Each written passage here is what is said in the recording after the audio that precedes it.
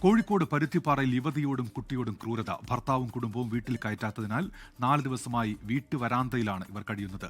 ബന്ധം പിരിഞ്ഞതാണെന്നും ഇവരെ കുടുംബത്തിന്റെ ഭാഗമാക്കാൻ കഴിയില്ല എന്നുമാണ് ഭർത്തൃ വീട്ടുകാരുടെ നിലപാട്. മലപ്പുറം ചേളാരി സ്വദേശി ഹസീനയും 9 വയസ്സുകാരനായ മകനും 4 ദിവസമായി ഇങ്ങനെയാണ് കഴിയുന്നത്. ഭർത്താവ് മണ്ണാർക്കൽ പറമ്പ് മുഹമ്മദ് ഫാസിലും കുടുംബവും വീട് പൂട്ടിപ്പോയി.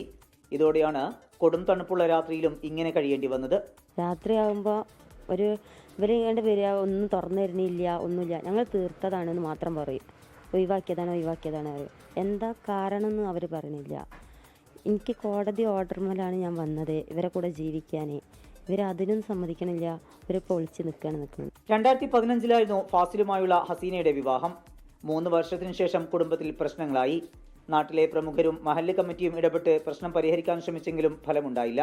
ഞങ്ങൾക്കൊരു നീതി കിട്ടണം, അതിന് വേണ്ടിയിട്ടാണ്. ബന്ധം ഒഴിവാക്കി എന്ന് പറയുന്നുണ്ട്. എങ്ങനെ ഒഴിവാക്കി എന്താ എന്നുള്ളത് ഞങ്ങൾ ഉപ്പക്കും 2 ആങ്ങളാരുണ്ട്, ഞങ്ങൾക്ക് ആർക്കും അറിയത്തില്ല. ഒരു ഒഴിവാക്കി എന്ന് മാത്രമേ പറയുന്നുള്ളൂ.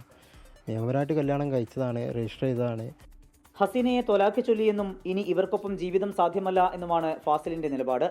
ഇക്കാര്യം ചൂണ്ടിക്കാട്ടി മഹലിലേക്ക് കത്ത് നൽകിയിട്ടുണ്ട് എന്നും നിയമപരമായി മുന്നോട്ട് പോവുകയാണ് എന്നും ഫാസിൽ പ്രതികരിച്ചു. 24 കോഴിക്കോട്.